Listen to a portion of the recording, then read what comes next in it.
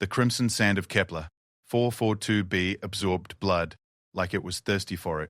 Marcus Chen pressed his palm against the gaping wound in his abdomen, watching his life leak out between his fingers in steady pulses that matched his weakening heartbeat. The emergency beacon in his tactical vest had been silent for 6 hours now, its circuits fried by the same plasma blast that had torn through his squad and left him crawling through the ruins of what had once been humanity's forward operating base. The Drakmari had hit them at dawn, emerging from the planet's notorious blood-red dust storms like wraiths made of shadow and violence.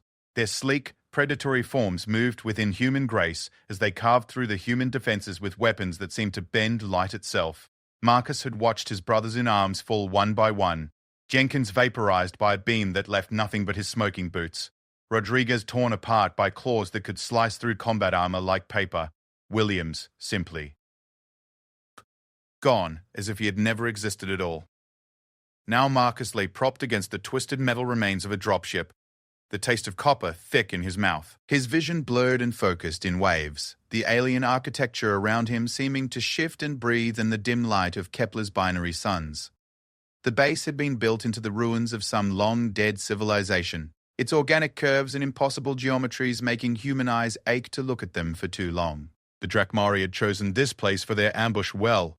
The ancient structures seemed to drink light and sound, creating perfect conditions for predators who hunted by sensing fear and desperation. A shadow moved across his field of vision, too fluid to be human, too purposeful to be debris blown by the wind. Marcus forced his eyes to focus, his hand instinctively reaching for the sidearm that was no longer holstered at his hip. The movement sent fresh waves of agony through his torn abdomen, but he gritted his teeth and tried to track the approaching figure. She stepped into the light like a nightmare-given form, tall and pale, with skin that seemed to absorb the red sunlight rather than reflect it. Her features were sharp and angular, beautiful in the way that a blade was beautiful. And her eyes burned with an inner crimson fire that made Marcus think of fresh blood under moonlight. She wore no armor, only flowing garments that seemed to be cut from shadow itself, and she moved with the liquid grace of something that had never known fear or weakness. A Drakmari female, and from the intricate scarification that covered her visible skin, one of high rank. Marcus had seen enough intelligence briefings to recognize the markings of the Crimson Sisterhood, the vampire-like warrior caste that served as the Drakmari Empire's most feared assassins and infiltrators. They were said to sustain themselves on the life force of their enemies, growing stronger with each kill, and some reports claimed they could live for thousands of years. She approached slowly, her head tilted to one side, like a predator studying wounded prey. When she spoke, her voice carried an accent that seemed to turn each word into something sharp and dangerous. "You fight well for such a short-lived creature," she said, crouching down just out of reach. "Your species' reputation for stubborn resistance appears to be well earned. I am Velith of the Crimson Sisterhood, Huntress of the Seventh Circle. I have walked the battlefields of a dozen worlds, and I have never seen soldiers hold their ground with such ferocity against impossible odds." Marcus spat blood, the metallic taste making his stomach churn. "Save the speeches, alien. If you're going to kill me, just get it over with." Something that might have been amusement flickered across Velith's sharp features. "Death? No, human. Death would be wasteful. You interest me. In 3,000 years of existence, I have rarely encountered such determination. Tell me, what drives your species to fight so desperately against forces that could erase you from the galaxy with a thought? Maybe we're just too stupid to know when we're beaten," Marcus managed, though even speaking the words sent spikes of pain through his chest.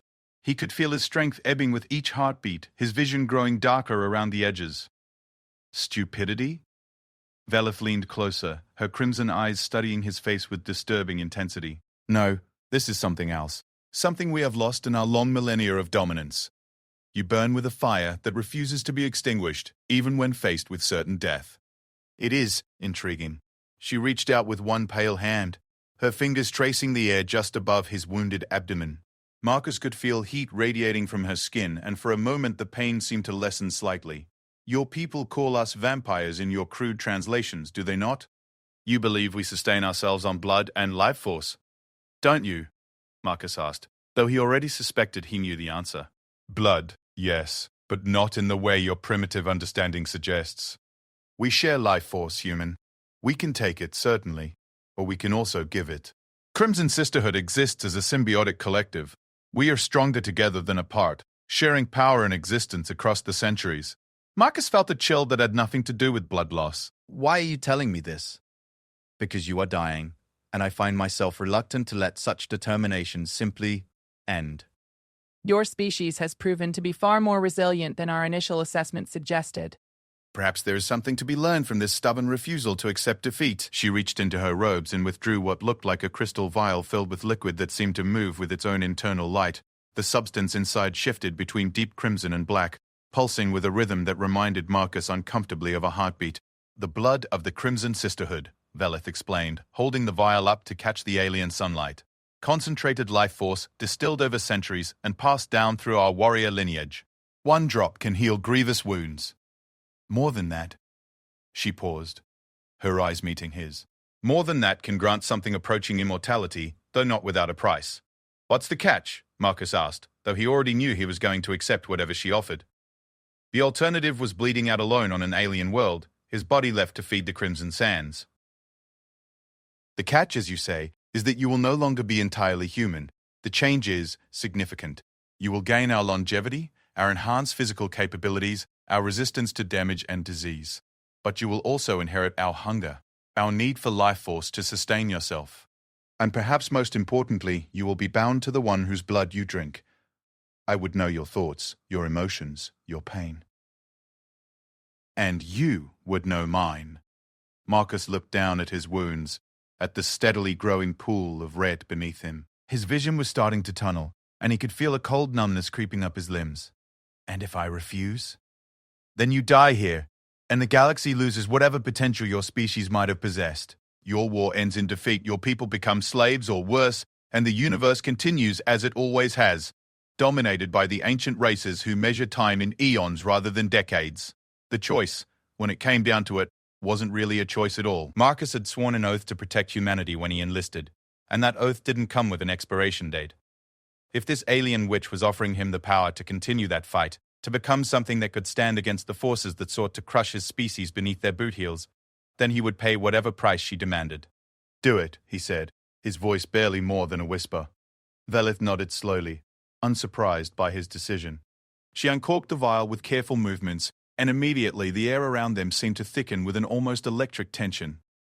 The liquid inside moved like it was alive, reaching toward the opening as if eager to be free. This will hurt, she warned him. The transformation is not gentle. Your body will fight the change and then it will surrender to it. You will experience death and rebirth in the same moment.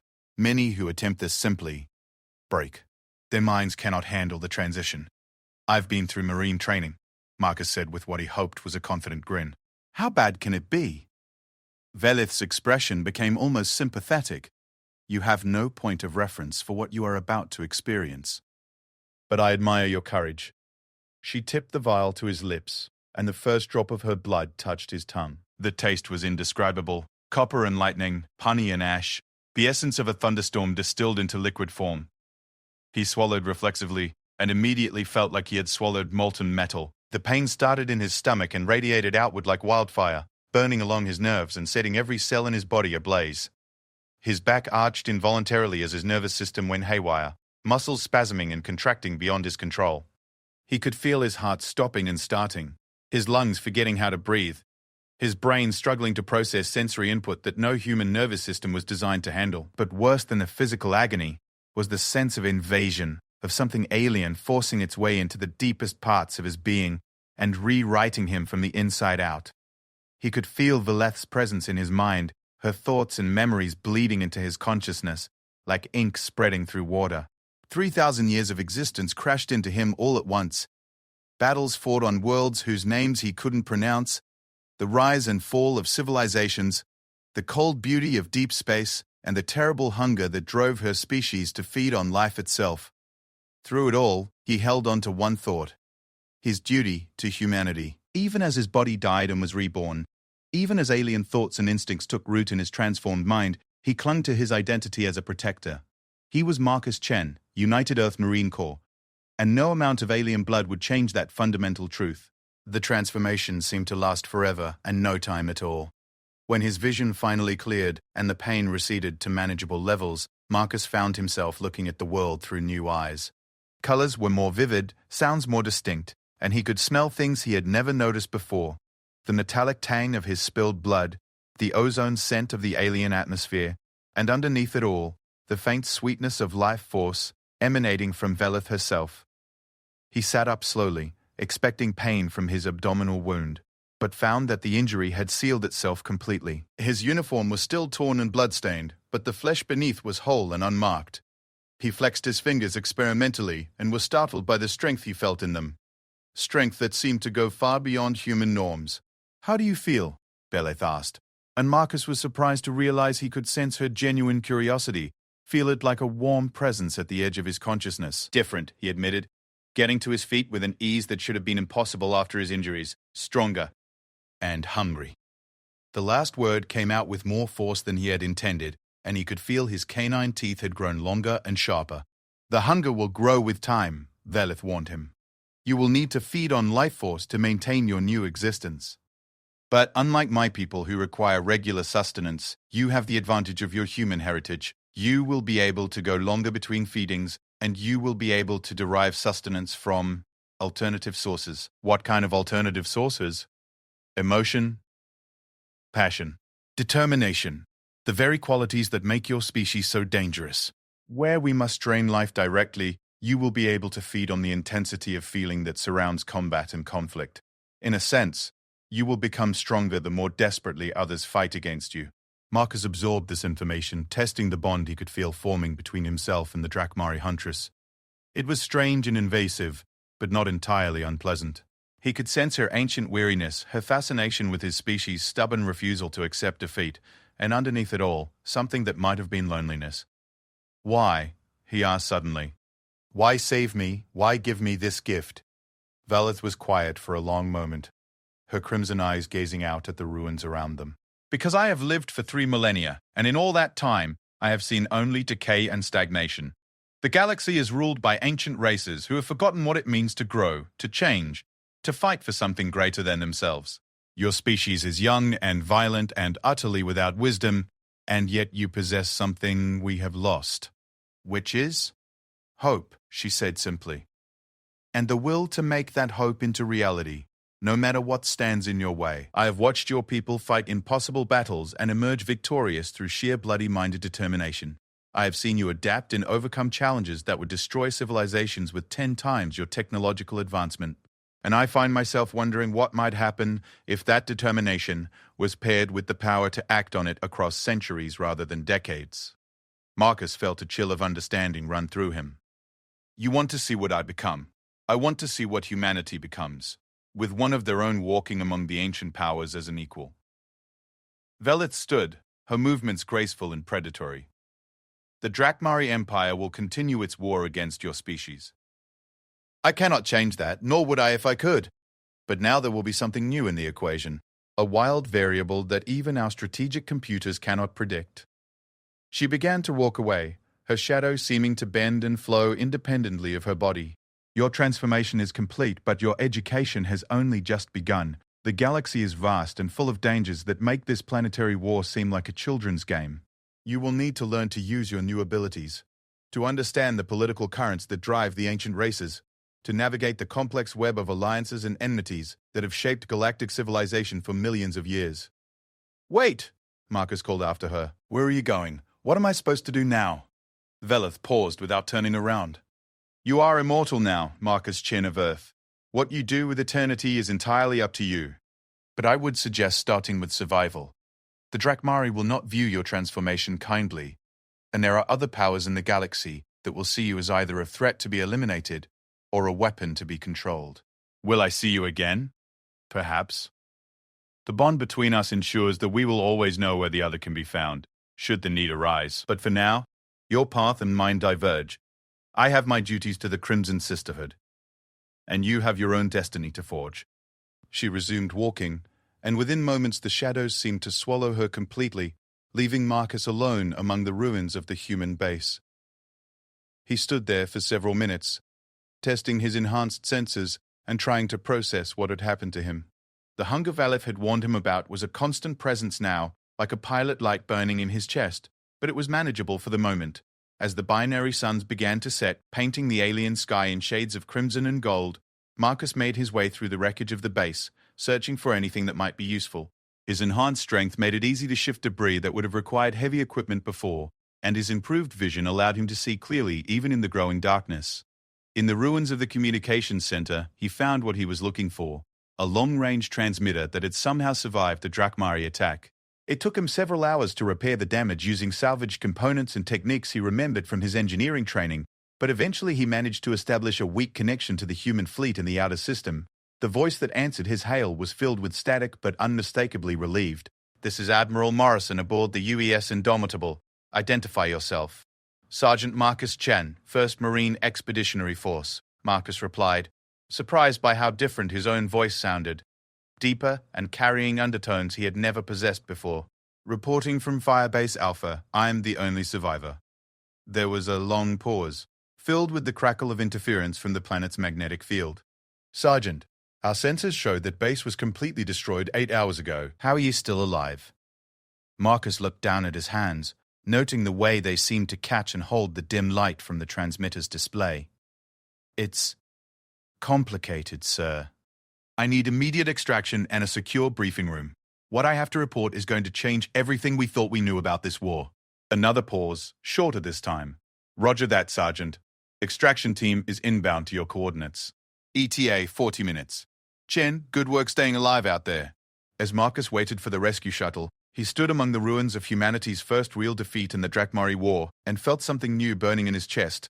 Not just the alien hunger that would now drive him, but a cold determination that went deeper than anything he had ever experienced before. The Drakmari thought they understood humans, thought they could predict and counter their every move. They had no idea what they had just helped create.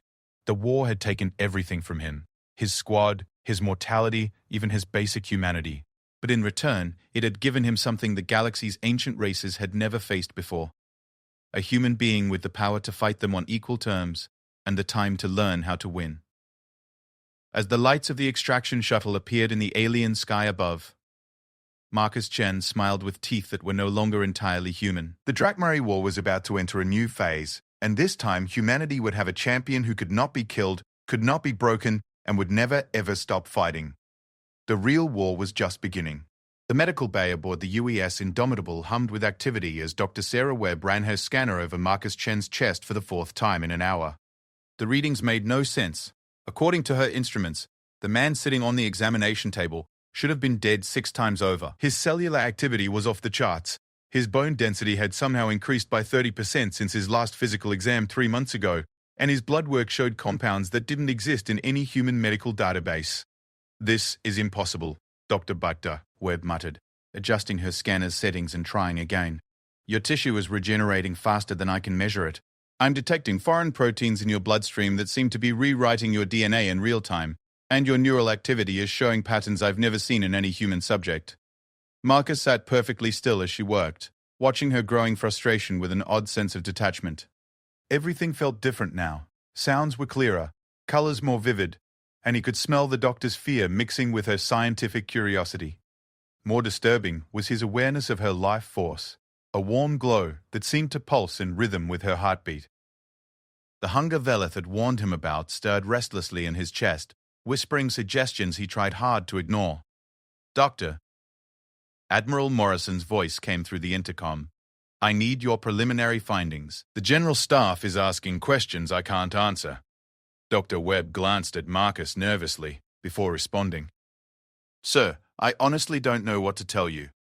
Sergeant Chen has been fundamentally changed at the cellular level. Whatever happened to him down there, it's altered his basic physiology in ways that should be impossible. Meaning? Meaning he's not entirely human anymore." The silence that followed was heavy with implications. Marcus could hear conversations taking place throughout the ship, his enhanced hearing picking up whispered discussions about quarantine protocols, alien contamination, and the potential security risks of having him aboard. He understood their concerns, but he also knew that fear and suspicion wouldn't help humanity win this war. "Admiral," Marcus said, speaking to the intercom, "I need to brief you on what really happened at Firebase Alpha. What I learned changes everything about this conflict." An hour later, Marcus found himself in the Indomitable's secure briefing room, facing a collection of senior officers whose expressions ranged from skeptical to openly hostile. Admiral Morrison sat at the head of the table, her weathered face betraying nothing as she studied the medical reports Dr. Webb had compiled. To her left sat Colonel James Parker, the ship's Marine commander, and to her right was Commander Lisa Rodriguez, the Chief Intelligence Officer. "Let me get this straight, Sergeant," Colonel Parker said, his voice carrying barely controlled anger. "You're claiming that a Drakmarie female voluntarily gave you some kind of supernatural blood that made you immortal? And that we're supposed to believe this story because you survived wounds that should have killed you?" "Yes, sir," Marcus replied evenly, "though I wouldn't call it supernatural. The Drakmarie have clearly developed biological techniques that we don't understand. What Velith gave me is probably the result of centuries of genetic manipulation and bioengineering." Commander Rodriguez leaned forward, her dark eyes sharp with intelligence. "Assuming your story is true, why would she do it? What could she possibly gain from making an enemy soldier more powerful?" Marcus had been wondering the same thing himself, but the bond he shared with Velith provided some insights. Through their connection, he could sense her ancient weariness and her growing fascination with humanity's potential. "She's lived for 3,000 years, he explained. She's seen civilizations rise and fall, watched the galaxy stagnate under the rule of ancient races who've forgotten how to grow and change. I think she sees us as something new, something that might be able to break that pattern. So she turned you into her pet experiment," Parker said with disgust. "Great. We've got a compromised soldier with alien blood running through his veins, and we're supposed to trust that he's still on our side." The hunger in Marcus's chest flared at the man's hostility, feeding on the emotional tension in the room. For a moment he could feel his canine teeth extending slightly, and he had to consciously force them back to normal length. The transformation was still new enough that his control wasn't perfect, especially when confronted with strong emotions. "Colonel?" Admiral Morrison said quietly, "That's enough. Sergeant Chen has served with distinction for 8 years. His loyalty isn't in question." "His loyalty as a human isn't in question," Parker shot back. "But he's admitted he's not entirely human anymore. How do we know these changes haven't affected his thinking? How do we know he's not being influenced by this psychic bond he claims to share with the enemy?" Marcus felt a flash of anger that seemed to come from outside himself, the Leith's reaction to being called the enemy, transmitted through their connection. The sensation was disorienting, and it made him realize just how much the transformation had complicated his existence. He wasn't just dealing with his own emotions anymore. He was experiencing echoes of hers as well. "There is influence," he admitted, causing a stir around the table. "I can sense her thoughts and emotions just as she can sense mine. But it's not control. If anything, it's made me more aware of how the Drakmarie think, how they see this conflict. And that information could be invaluable." Commander Rodriguez activated a holographic display showing the current tactical situation. The Drakmarie had advanced significantly since the loss of Firebase Alpha, taking 3 more human colonies and establishing forward operating bases in systems that had been considered secure just weeks before. "What can you tell us about their strategy?" she asked. "Our intelligence suggests they're not just trying to conquer human space, they're systematically studying our responses to different types of attacks." Marcus nodded, drawing on memories that weren't entirely his own. "They're testing us." The Drakmarie have conquered dozens of species over the millennia, and they've developed a standard process for evaluating new enemies. They probe for weaknesses, study how we adapt to their tactics, and then design specific countermeasures. And what have they concluded about us? That we're more dangerous than they initially calculated, Marcus said, feeling a surge of fierce pride that seemed to come from both his own consciousness and Velith's. Human unpredictability is throwing off their strategic models. "We don't respond to threats the way other species do. Instead of seeking negotiation or surrender when faced with superior force, we escalate. We innovate. We find ways to turn our weaknesses into weapons." Admiral Morrison studied the tactical display thoughtfully. "That matches what we're seeing in the field reports. They've started deploying forces that seem specifically designed to counter human tactics, but every time they adapt, we find new ways to surprise them. It's frustrating them," Marcus continued. "The Drakmarie are used to predictable enemies who follow logical patterns. Humans don't. We do things that make no tactical sense from their perspective. And somehow, we make them work. It's forcing them to reconsider their basic assumptions about warfare." Colonel Parker remained skeptical. "And you learned all this through your mystical connection with this Velith character?" "Partly, but also through direct experience. I can feel how she thinks now, understand the way her mind processes information. The Drakmarie don't just see war as a series of battles to be won. They see it as a complex equation to be solved.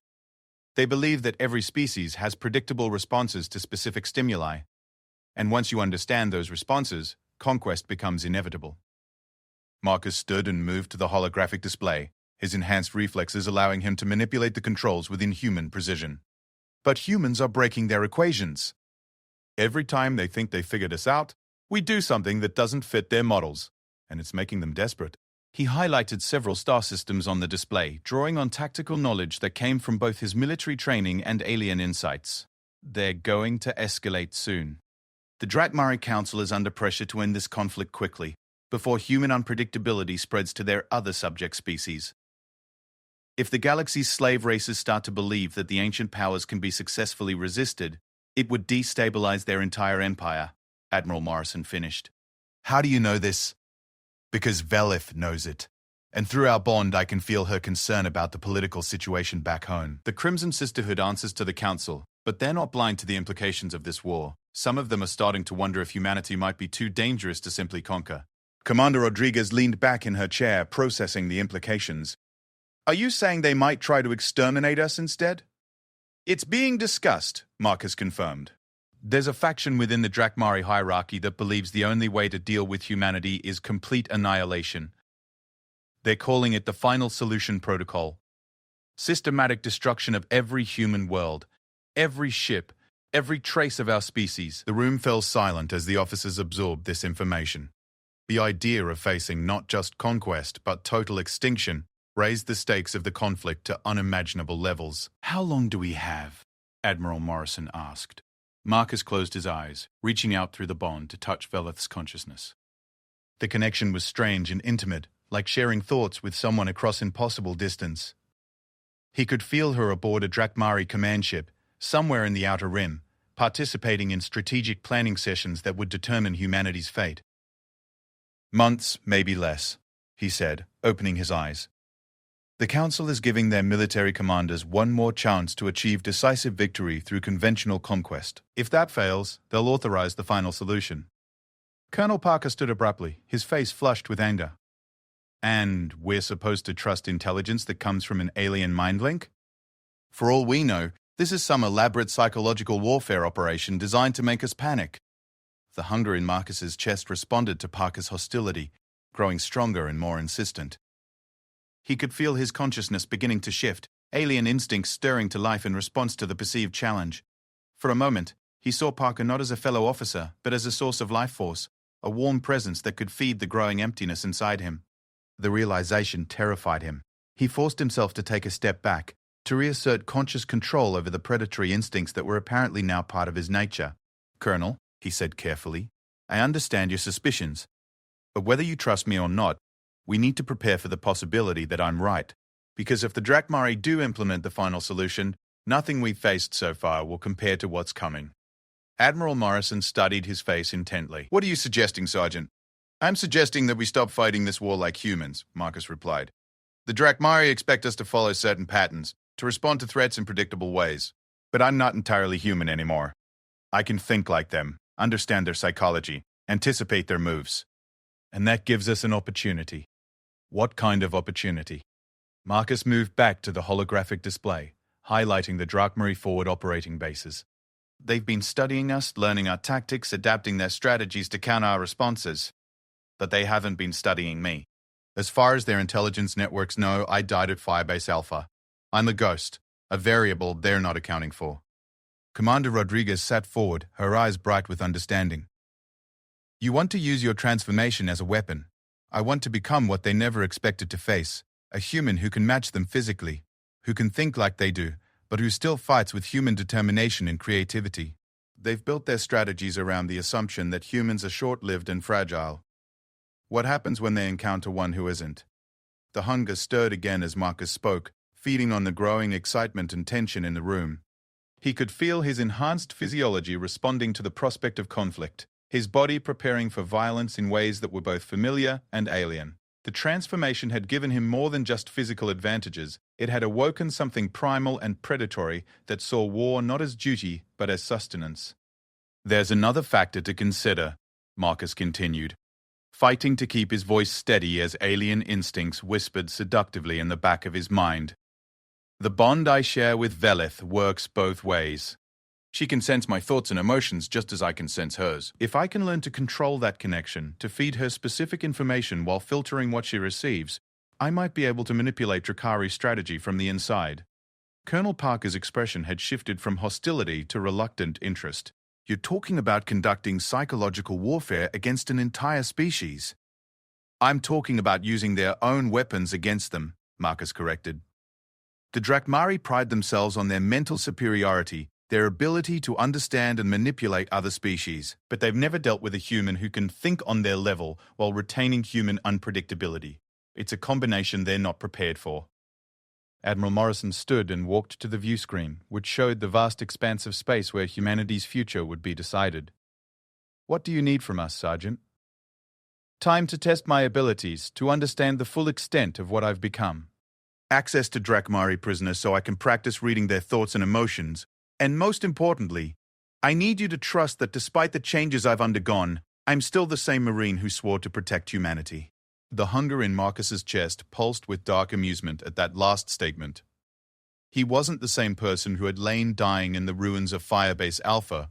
He was something new, something that existed at the intersection of human determination and alien predation. But his commitment to protecting his species remained unchanged, even if the methods he was willing to employ had become considerably more flexible. There are risks, Dr. Rot. Webb interjected from where she had been quietly observing the discussion. Sergeant Chen's physiology is still changing. We don't know the long-term effects of the transformation, and there's no guarantee that his human psychology will remain intact as the alien modifications continue to take hold. Marcus felt a chill of recognition at her words.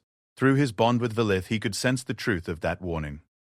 The blood he had consumed was still active in his system, still rewriting his genetic code and neural pathways. He was becoming something unprecedented in the galaxy, a hybrid consciousness that combined human creativity with alien longevity and power. The doctor is right, he admitted. I can feel the changes continuing, but that just makes it more important to act quickly, while I'm still more human than not. Admiral Morrison turned back to face the group, her expression grave but determined. Very well, Sergeant. I'm authorizing Operation Ghost Protocol. You'll have access to everything you need to develop your abilities, but you'll also be under constant monitoring. At the first sign that you're losing yourself to the alien influence, this experiment ends. Understood, sir. And Chen? The Admiral's voice carried a warning that sent shivers down Marcus's spine. If you betray us, if this transformation has compromised your loyalty to humanity in any way, I'll have you spaced without hesitation. Clear? Marcus met her eyes steadily, even as the predatory part of his consciousness bristled at the implied threat. Crystal clear, Admiral. But I won't betray humanity. Whatever else I become, that will never change. As the briefing concluded and the officers began to file out, Marcus remained behind, staring at the tactical display. Through his connection with Velith, he could feel her growing awareness of his survival and transformation. She was pleased but not surprised. She had chosen her subject well, and she was eager to see what he would become. But there were things she didn't understand about humans, things that even 3,000 years of existence hadn't taught her. She had given him the power to match the galaxy's ancient races, but she had underestimated the sheer bloody-minded determination that drove his species. Marcus Chen had been reborn as something new and terrifying, but at his core he remained exactly what he had always been. A human Marine who would never stop fighting for his people. The hunger in his chest pulsed with anticipation as he began to plan his next moves. The Drakmari had introduced a new variable into their carefully calculated war, and they had no idea what they had unleashed. Soon, they would learn what happened when human adaptability was backed by the power of eternity. The galaxy was about to discover why humanity had never learned to surrender. The Drakmari prisoner facility aboard the research station Cerberus Prime was a testament to human paranoia and engineering efficiency. Built into an asteroid in the outer rim of the Alpha Centauri system, it housed the galaxy's most comprehensive collection of alien captives, each held in containment cells specifically designed to counter their unique physiological advantages. Marcus Chen stood in the observation chamber overlooking Cell Block 7, watching a Drakmari warrior pace the confines of his energy-dampened prison with predatory grace. 3 weeks had passed since his transformation, and the changes were becoming more pronounced with each day. His enhanced sensors could detect the prisoner's emotional state through scent alone, a mixture of rage, humiliation, and barely controlled hunger. More disturbing was his awareness of the Drakmari's life force, a crimson glow that pulsed with tempting intensity in his enhanced vision. Subject designation Kref 9, Doctor. Elena Vasquez read from her tablet as she briefed Marcus on their test subject, captured during the raid on Proxima Station 6 months ago. Third-tier warrior caste, approximately 200 years old. He's been resistant to all conventional interrogation methods. Marcus nodded, studying the alien's movements through the reinforced transparency. Has he shown any psychic abilities? Standard Drakmari mental shielding, but nothing on the level of the higher castes. According to our intelligence, the warrior class relies primarily on physical prowess and tactical training rather than psychic manipulation. Dr. Vasquez glanced at him nervously. Are you sure you're ready for this? We still don't understand the full extent of your abilities. Through his bond with Veleth, Marcus could sense her amusement at the question. She found humanity's cautious approach to power both endearing and frustrating, like watching children play with tools they didn't understand. I'm as ready as I'll ever be, he replied. Let's see what happens when a hybrid mind meets pure Drakmari psychology. The containment cell was accessed through an airlock system that required multiple authorization codes. As Marcus entered the sterile chamber, the Drakmari prisoner immediately focused on him with predatory intensity. Krath was tall even by Drakmari standards, nearly 7 feet of corded muscle and sharp edges, with the ritual scarification that marked him as a veteran of multiple campaigns. His eyes were the deep crimson of fresh blood, and they tracked Marcus's movements with unblinking focus. Another human come to waste my time with foolish questions, Krath said in accented standard, his voice carrying the harsh consonants of the Drakmari tongue. Your kind learns slowly, soft flesh. I have told your interrogators nothing, and I will tell you nothing. Marcus approached slowly, his enhanced senses analyzing everything about the prisoner. Hair trait, pheromone production, muscle tension, even the subtle electrical patterns that indicated neural activity. What he found was fascinating. Krath was afraid, though he hid it well beneath layers of conditioning and cultural pride. More interesting was the way the Drakari's life force seemed to resonate with something in Marcus's transformed physiology, like a tuning fork responding to a specific frequency. I'm not here to interrogate you, Marcus said, settling into a chair across from where Krath stood. I'm here to understand you. Understand? Krath's laugh was like breaking glass. You short-lived creatures understand nothing. You stumble through the galaxy like blind children, thinking your brief spark of existence gives you wisdom. What could you possibly understand about my people? Marcus let his consciousness reach out through the techniques Veleth's memories had taught him, touching the edges of Krath's mental defenses. The contact was electric, sending shockwaves through both their minds as two very different forms of awareness met and clashed. Krath stumbled backward, his eyes widening in shock and something that might have been recognition. You taste of the Crimson Sisterhood, the Drakmari whispered, his voice filled with a mixture of awe and horror. But that is impossible. You are human. The blood bond cannot. Cannot what? Marcus pressed, rising from his chair. The hunger in his chest was responding to Krath's emotional turmoil, growing stronger as it fed on the Drakmari's confusion and fear. Cannot bridge the gap between species? Cannot create something new? Krath's mental shield slammed down with enough force to send feedback through Marcus's enhanced consciousness, but not before he caught glimpses of the prisoner's memories. Images flashed through his mind, vast Drakmari fleet formations, the conquest of the hegemony worlds, the systematic reduction of the Kelthan resistance, and underlying it all, the cold certainty of inevitable victory that had driven the Empire for millennia. What are you? Krath demanded, pressing himself against the far wall of the cell. No human should be able to touch the sacred bonds. No lesser species has ever... Lesser species. Marcus repeated the words with quiet intensity, and for the first time since his transformation, he allowed some of the predatory aspects of his new nature to show through his human facade. His canine teeth extended slightly, his eyes took on a faint crimson glow, and the air around him seemed to thicken with barely contained power. Tell me, Krath, how many lesser species have managed to hold the Drakmari Empire to a standstill for over a year? The warrior tried to maintain his composure, but Marcus could smell his growing fear and confusion. Through their brief mental contact, he had sensed something that chilled him.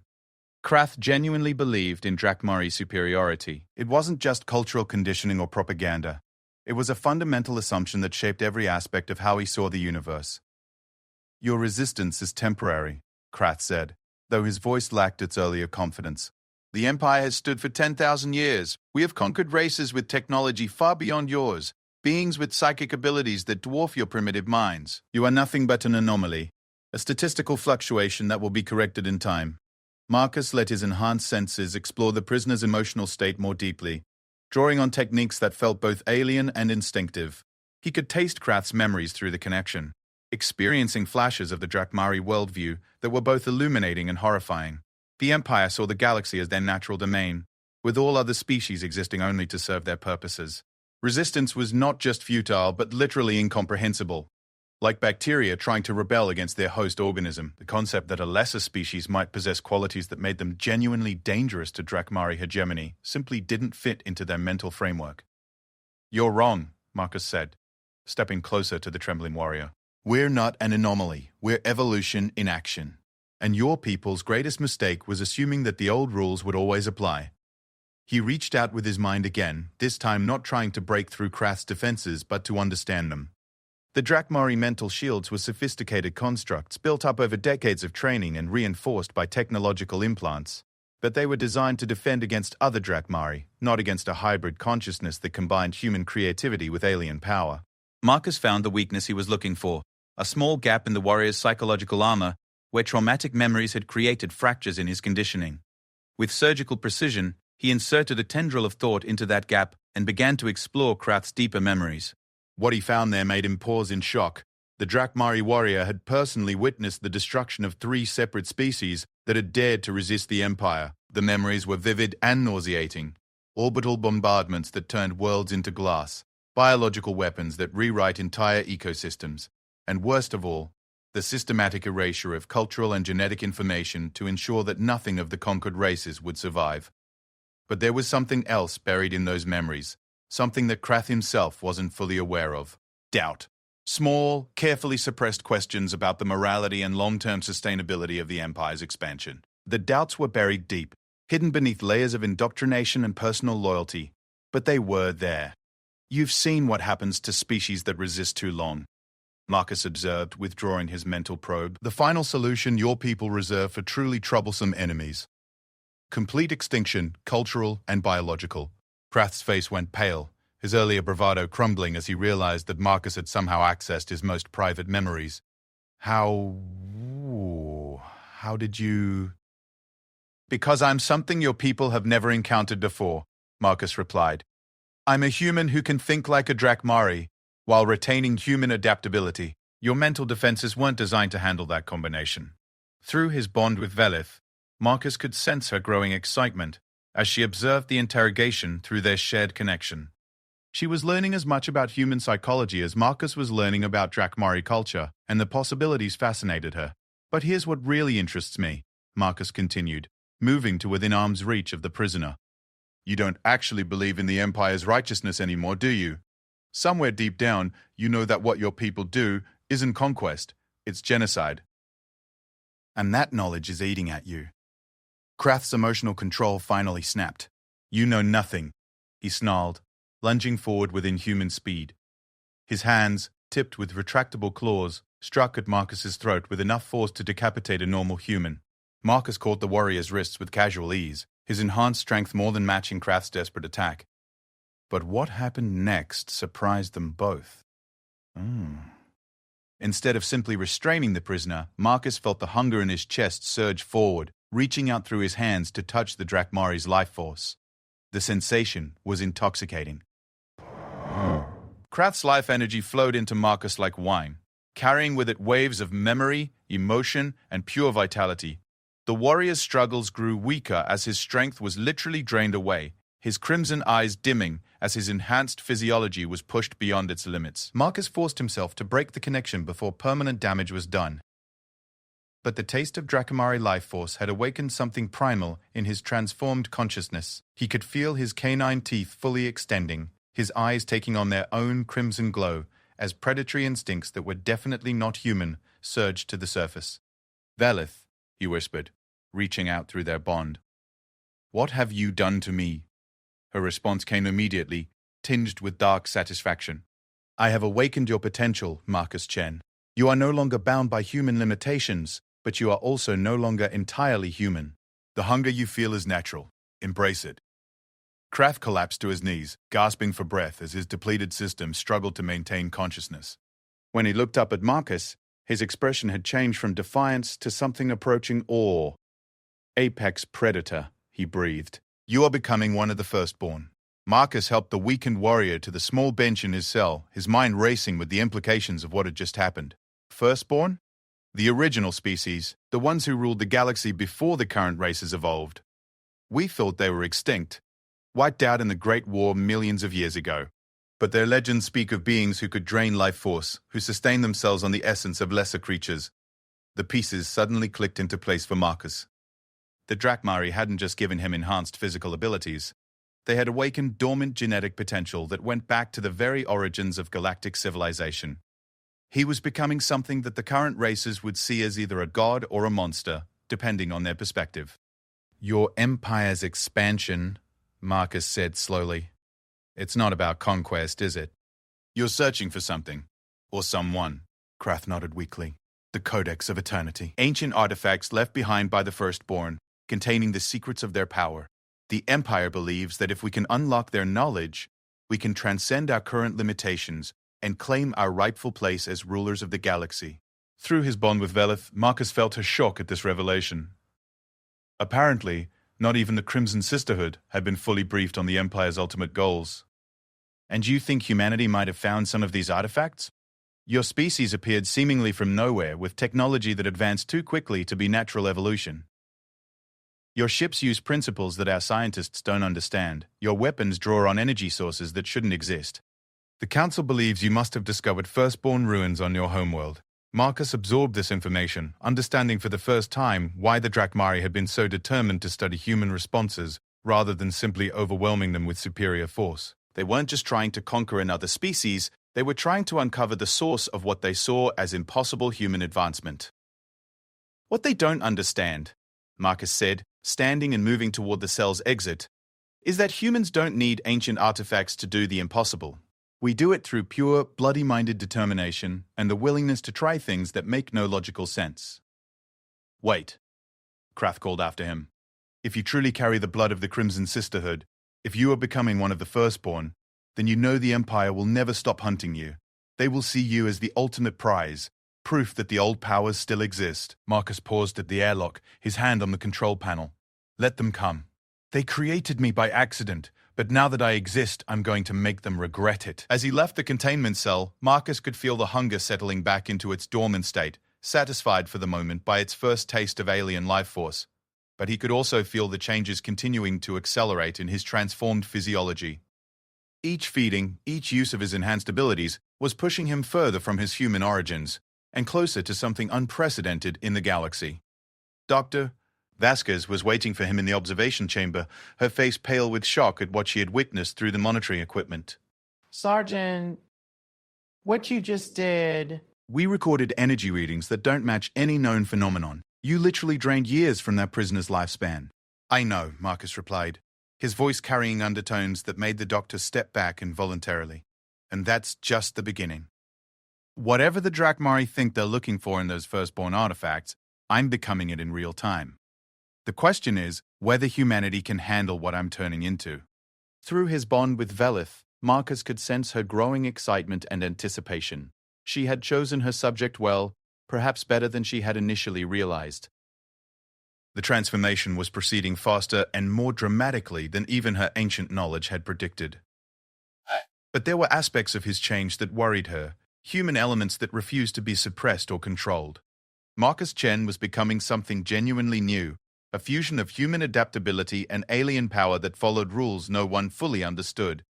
As alarms began to sound throughout the research station, signaling the prisoner's medical emergency, Marcus made his way to his private quarters. He needed time to process what he had learned, to understand the full implications of becoming something the galaxy would see as a living legend. The Drakmari were searching for the power of the Firstborn, never suspecting that they had already created their own version of that ancient terror. Soon, they would discover what happened when human determination was backed by the very power they had spent millennia trying to reclaim. The hunter had become the hunted, and Marcus Chen was just getting started. The Drakmari Imperial Citadel hung in space above their homeworld, like a crystalline dagger thrust into the heart of the void.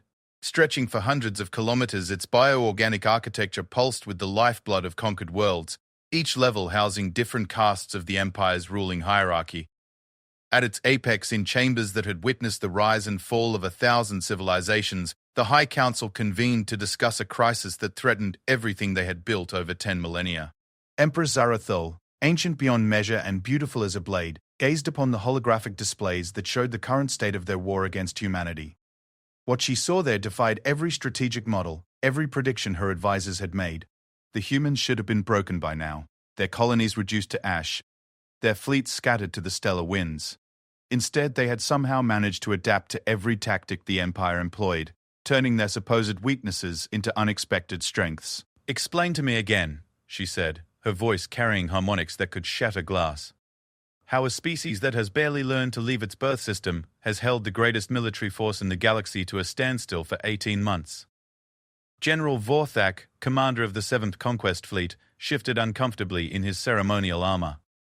The scarification covering his massive frame told the story of 100 successful campaigns, but none of those victories had prepared him for the sheer unpredictability of human warfare. "Their tactics make no logical sense, Empress," he admitted. "They sacrifice valuable assets for minimal strategic gain. They attack when they should retreat. They defend positions that have no tactical value. Our strategic computers cannot predict their responses because their responses are fundamentally irrational. And yet they continue to survive," observed Councillor Miran Seth, the ancient matriarch whose bio-enhancement had allowed her to witness the Empire's birth. "Perhaps irrationality is its own form of logic, one we have forgotten in our long dominance." High Priest Drakthon, spiritual leader of the Crimson Orders, leaned forward in his throne of living bone. "There are other factors to consider, Empress. The Sisterhood has reported anomalous readings from the human conflict zones, energy signatures that match certain forbidden texts in our archives." The Empress turned her predatory gaze upon the priest. "Explain." "Echoes of the Firstborn, my lady. The humans appear to be employing technologies or techniques that bear similarity to the old powers. It is possible they have discovered artifacts from the ancient wars." A ripple of unease passed through the assembled council. The Firstborn were legend now, the original rulers of the galaxy whose war had nearly destroyed all life before their mysterious disappearance. The Empire's entire expansion had been driven by the search for their lost knowledge, their ultimate weapons and techniques for transcending mortal limitations. "If humanity has accessed Firstborn technology," General Vorthak said slowly, "it would explain their impossible adaptability. The ancient records speak of races that could rewrite their own nature in response to threats, that evolved in real time to counter any strategy. But such power came with a price," High Priest Drakthorn added ominously. "The Firstborn consumed themselves in their hunger for transcendence. Their final war left nothing but dead worlds and empty ruins." Empress Zarathul called up a detailed tactical display showing the current positions of both fleets. "What of the Sisterhood's activities in human space?" Velith of the Crimson was dispatched to study their psychological responses. "Her reports have become irregular." The council members exchanged glances laden with unspoken concern. The Crimson Sisterhood operated with considerable autonomy, but their loyalty to the Empire had never been questioned. Until now. "Huntress Velith has gone silent," Empress admitted Councillor Miranseth. "Her last transmission spoke of unprecedented discoveries regarding human potential. Since then, we have detected energy signatures around her ship that match no known Drakmari technology." "Summon her," the Empress commanded. "If she has learned something about humanity's true nature, we must know it before we commit to the final solution protocol." "That may not be possible, my lady," High Priest Draktarn said carefully. "Our long-range sensors have lost track of her vessel entirely. She appears to have vanished from normal space." The implications of this news sent shockwaves through the council chambers. Ships of the Crimson Sisterhood were equipped with the most advanced stealth and tracking technology in the galaxy. For one to simply disappear suggested either catastrophic destruction or something far more disturbing. "Begin immediate preparations for the final solution," Empress Zarathul declared, her voice carrying the cold finality of absolute power. "If humanity has indeed accessed Firstborn knowledge, they represent a threat that cannot be allowed to spread. Better to sterilize their entire space than risk another ancient war." Far across the galaxy, Marcus Chen felt the moment of the Empress's decision through his bond with Velith. The connection had grown stronger over the past months, allowing him to perceive not just her immediate thoughts, but the broader currents of Drakmari politics and strategy. What he sensed now filled him with cold determination. He stood on the bridge of the modified human destroyer Nemesis, watching through the viewports as the ship's experimental cloaking system bent light around its hull. The technology was indeed based on discoveries made in ancient ruins, though not in the way the Drakmari suspected. Humanity had found fragments of firstborn knowledge scattered across dozens of worlds, but rather than trying to reconstruct ancient powers, they had used those discoveries to enhance their own innovations. "Captain," Marcus said to the ship's commanding officer, "initiate Phase 2 of Operation Prometheus. It's time to show the Empire what they've really been fighting." Captain Sarah Morrison, Admiral Morrison's daughter and a tactical genius in her own right, nodded grimly. "All stations prepare for dimensional translation. We're going hunting." The Nemesis dropped out of normal space and into the twisted geometries of the hyperspace layer that connected distant points across the galaxy. But this wasn't standard faster-than-light travel. The ship's modified drives, based on a fusion of human engineering and firstborn principles, allowed it to move through dimensions that the Drakmari couldn't even detect. Marcus felt the familiar disorientation of dimensional travel, his transformed physiology adapting to environments that would have torn a normal human apart. His consciousness expanded across multiple planes of existence simultaneously, touching the fundamental forces that held the galaxy together. Through Vilith's bond, he could sense her amazement and growing fear as she realized what humanity had truly accomplished. "Target acquired," reported the navigation officer. "Drakmari supply convoy, 12 ships including 2 heavy cruisers. They're following standard patrol routes through the Nexus system." "Understood," Marcus replied, moving to the tactical display. "Begin attack run. Remember, we're not just trying to destroy them, we're sending a message." The Nemesis translated back into normal space directly above the Drakmari formation, its cloaking field dissipating like morning mist. The alien ships immediately detected the human vessel, but their response was delayed by confusion. How had a single destroyer appeared in the middle of their secured convoy route without triggering any of their early warning systems? Marcus reached out with his enhanced consciousness, touching the minds of the Drakmari crew members across the entire formation. What he found there was exactly what he expected. Arrogance mixed with growing unease as they failed to understand how their enemies had achieved such tactical superiority. "This is Captain Morrison of the Earth vessel Nemesis," Sarah broadcast on all frequencies. "Drakmari ships you are operating in space claimed by the Human Alliance. Withdraw immediately or face the consequences." The response came in the form of plasma fire from every ship in the formation. The alien weapons struck the Nemesis with enough force to vaporize a normal destroyer, but the ship's enhanced defensive systems simply absorbed the energy and channeled it into its own weapons grid. "Their mistake," Marcus observed with satisfaction. "Fire at will." What happened next would have seemed impossible to observers from either species. The Nemesis engaged all 12 Drakmari ships simultaneously, its weapons systems firing coherent energy beams that seemed to bend space itself. Instead of trying to outmaneuver the superior numbers, the human ship simply translated partially out of phase with normal reality, allowing the alien weapons to pass harmlessly through its hull, while its own attacks struck with devastating precision. Marcus felt the fear and confusion of the Drakmari crews through his psychic connection, their absolute certainty in their own superiority crumbling as they faced technology that operated according to principles they couldn't understand. But more than that, he could sense their growing recognition of what they were really fighting. "By the void," whispered the commander of the lead Drakmari cruiser, his words carried across space by the psychic resonance Marcus was projecting. "They have become the firstborn." The battle lasted less than 10 minutes. When it ended, the Drakmari supply convoy was nothing but expanding clouds of debris and radiation. But Marcus had made sure that one ship survived, a communications vessel whose crew would carry the tale of humanity's transformation back to their masters. "Phase 2 complete," Captain Morrison reported. "All Drakmari ships destroyed except for the designated survivor. Our casualties, none." Marcus nodded, but his attention was focused on the psychic feedback he was receiving through his bond with Velith. The Huntress was aboard a Drakmari command ship somewhere in the Outer Rim, and through her connection he could sense the growing panic spreading through the Empire's military leadership. "They understand now," he said aloud. "Humanity hasn't found firstborn artifacts. We've become something new by using their knowledge as a foundation for our own evolution, and that terrifies them more than any ancient weapon ever could." Through Vilith's consciousness, Marcus touched the thoughts of Empress Zarathul herself as she received the reports from the Nexus system. The ancient ruler's mind was a labyrinth of political calculation and cold ambition. But underneath it all was a growing core of genuine fear. The Empire had spent millennia searching for the power of the Firstborn, only to discover that their newest enemies had transcended those ancient limitations entirely. Captain, Marcus continued, set course for the Drakmari staging area at Kepler 442b. It's time to pay a visit to the place where this all began.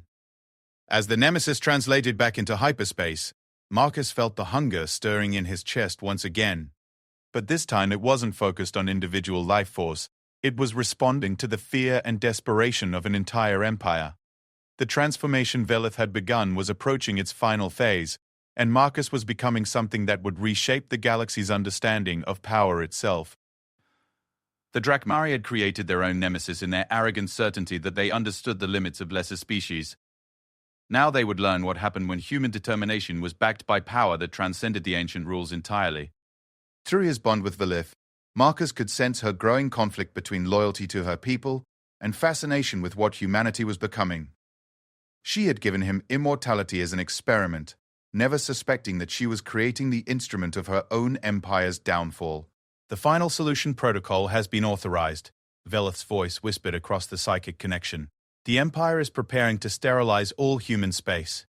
Let them try, Marcus replied through their bond, his mental voice carrying harmonics that made the ancient huntress shiver with something between fear and anticipation.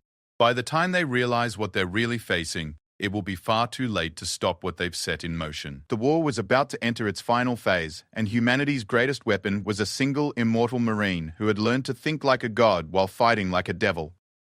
The galaxy was about to discover why the Firstborn had ultimately consumed themselves, and why humanity might succeed where the ancients had failed. The Drakmari Final Solution Fleet stretched across 3-star systems, its bioships pulsing with the gathered power of 10,000 years of conquest. Planet-killer weapons charged with the distilled essence of dead civilizations hung in formations that could reduce entire solar systems to cosmic dust. At its heart, the flagship Eternal Dominion carried Empress Zarathul herself, come to personally oversee the extinction of humanity. Marcus Chen stood alone on the observation deck of the human command ship Prometheus, watching the enemy formation through enhanced sensors that could perceive the flow of life force across impossible distances. 3 years had passed since his transformation, and the changes had accelerated beyond anything Velith could have predicted.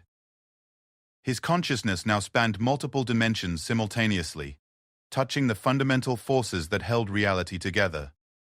Through their bond, he could feel Velith's presence aboard the Eternal Dominion, her ancient mind struggling to comprehend what she had helped create. The Huntress, who had given him immortality as an experiment, now served as an unwitting conduit for Marcus to perceive the Empire's deepest secrets. Final fleet disposition reports are in, Admiral Morrison announced from the command center below. 200 Drakmari capital ships, each carrying enough firepower to sterilize a world. They're not planning conquest anymore. This is pure extermination. Marcus nodded without turning from the viewport. He could sense the fear radiating from the human fleet behind him. Brave men and women who understood they were facing the end of their species. But he could also feel something else. The same stubborn determination that had carried humanity this far against impossible odds. How long until they're in range? He asked. 6 hours until they reach the outer colonies, came the reply. Our evacuation efforts have relocated most of the civilian populations, but there are still millions who couldn't be moved in time. Through his connection with Velith, Marcus touched the mind of Empress Zarathul as she prepared to give the order that would end humanity's brief moment in galactic history. What he found there surprised him. Not the cold calculation he expected, but genuine anguish at what she was about to do. The Empress had lived for millennia, watching the rise and fall of countless civilizations. In humanity, she had seen something that reminded her of her own people's youth, before the weight of empire had crushed their capacity for growth and change. But fear now overrode any sentimental attachments. The humans had become too dangerous, too unpredictable, too capable of inspiring other species to resist the natural order. Admiral, Marcus said, finally turning from the viewport, I'm going aboard the Drakmari flagship. The command center fell silent. Admiral Morrison stared at him with a mixture of disbelief and horror. Sergeant, that's suicide. Even with your abilities, you can't fight an entire fleet. Marcus smiled, and for the first time in months it was entirely human. I'm not going to fight them, Admiral. I'm going to show them what humanity really is. He walked to the center of the command deck where a specially modified translation chamber had been installed. The device was based on principles derived from Firstborn ruins, but enhanced with human innovation in ways that would have terrified the galaxy's ancient races.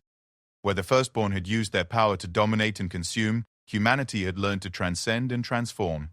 Initiate dimensional translation, Marcus ordered. Target: the Empress's private chambers aboard the Eternal Dominion.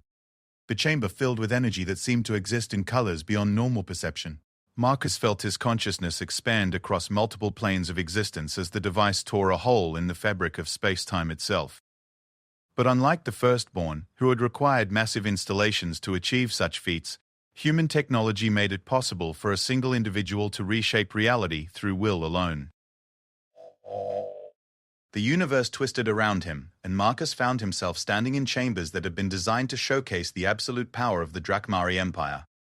Ancient trophies from conquered worlds lined the walls, each one representing the death of an entire civilization.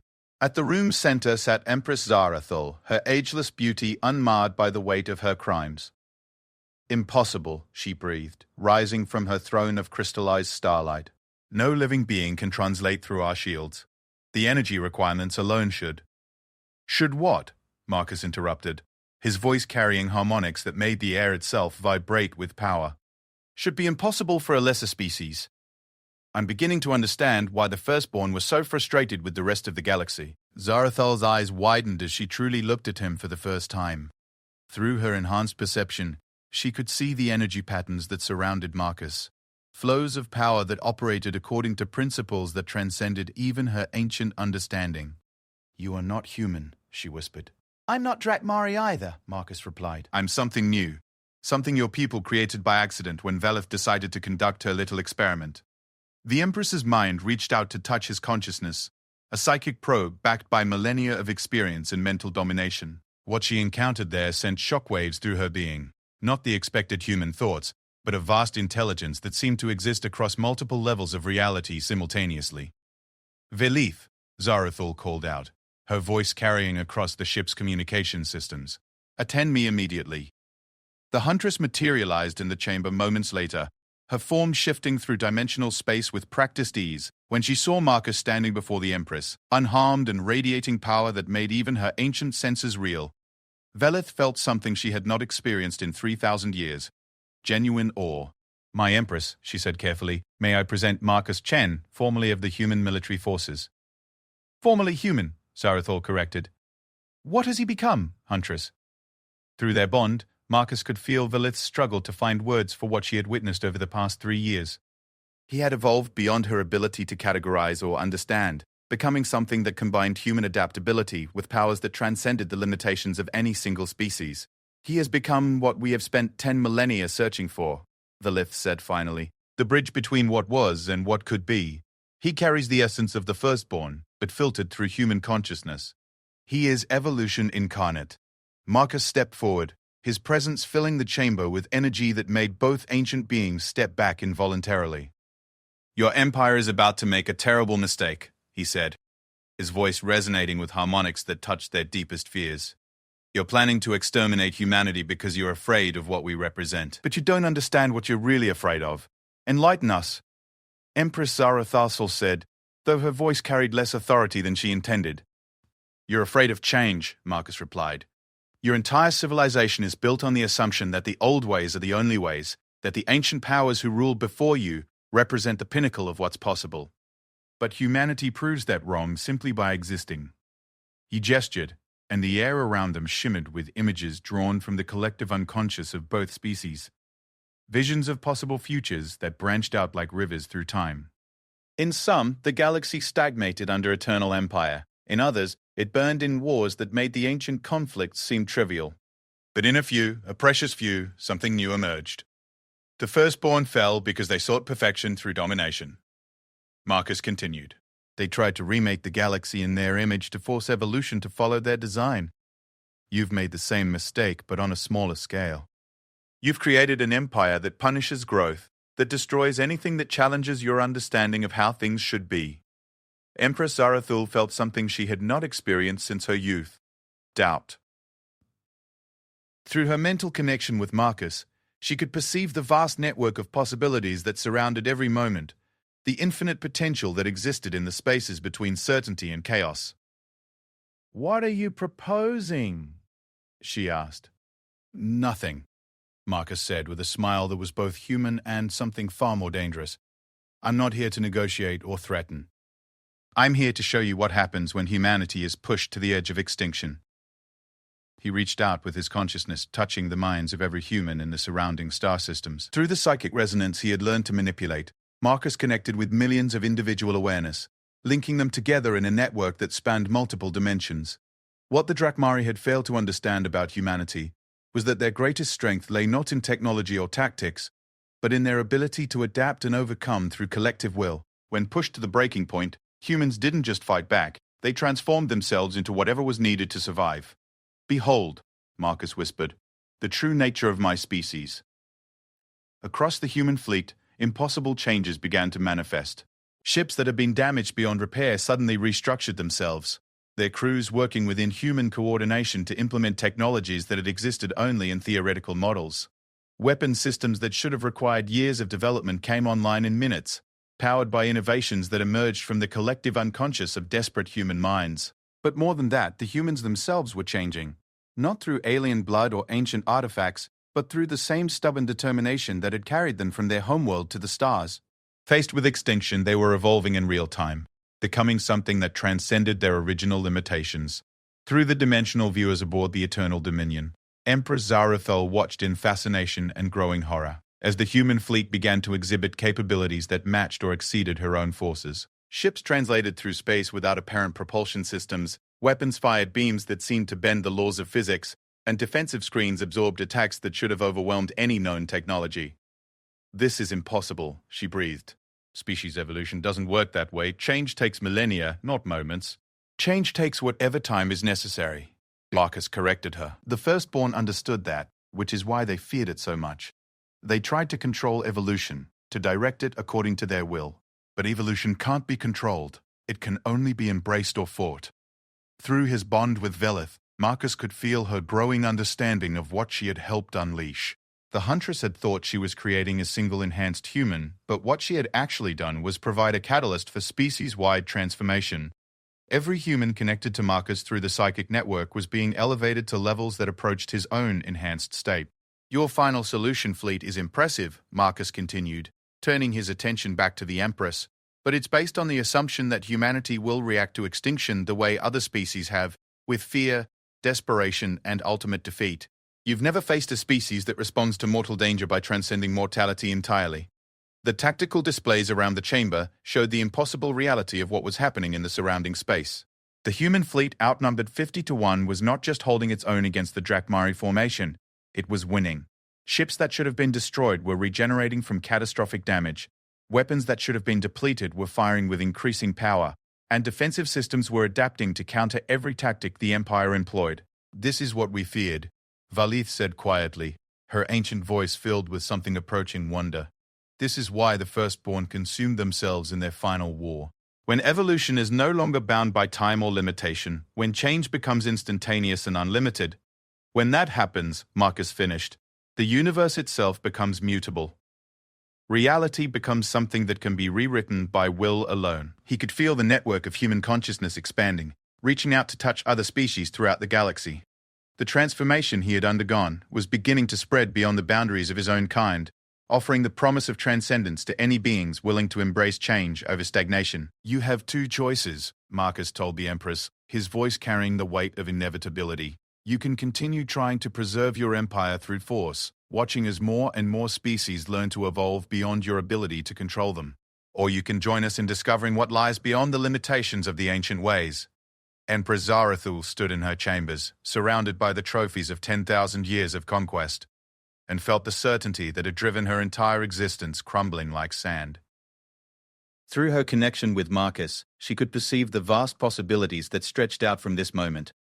Futures where the galaxy became something unrecognizably better or worse than it had ever been.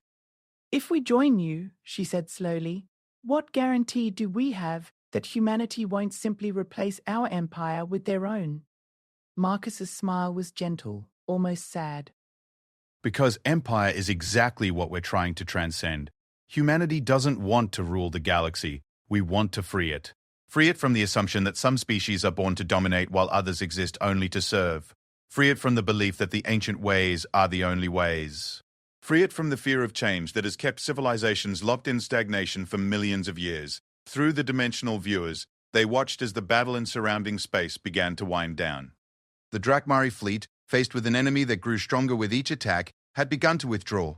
But more than that, some of the alien ships were actually joining the human formation, their crews choosing transformation over destruction. The Age of Empire is ending, Marcus continued. Not because humanity conquered it, but because the very concept of static dominance is becoming obsolete. In a universe where consciousness can rewrite reality, where evolution can happen in moments rather than millennia, the old structures simply can't survive. Velith moved to stand beside her empress, her own consciousness reeling from the implications of what they were witnessing.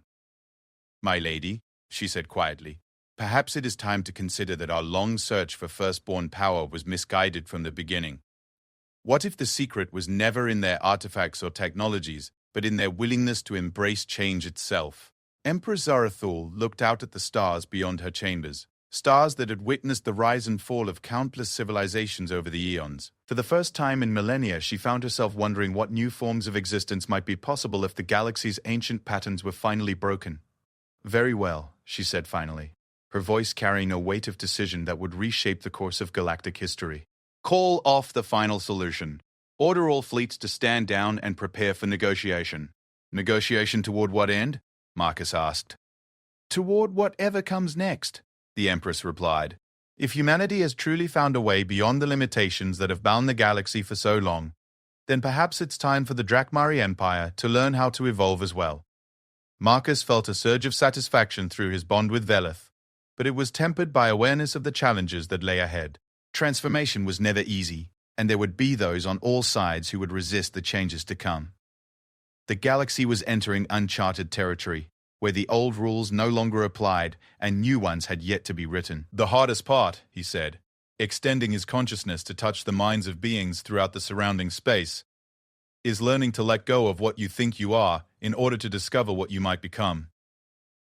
As Marcus prepared to return to the human fleet, he could feel the network of transformation expanding across the galaxy. Species that had been locked in static patterns for eons were beginning to experience the first stirrings of evolutionary awakening. The change would be slow and difficult, but it had finally begun. Through his bond with Velith, Marcus sensed her mixture of pride and trepidation at what she had helped unleash. The huntress who had given him immortality as an experiment had accidentally triggered the next phase of galactic evolution. "Thank you," he said to her through their connection. "For what?" she replied. "For showing me that even the ancient powers could learn to grow beyond their original limitations." The war between humanity and the Drakmari Empire was ending not in victory or defeat, but in transformation. And across the galaxy, beings were beginning to discover what they might become when they stopped being afraid of change and started embracing the infinite possibilities that lay beyond the boundaries of what they had always believed was possible.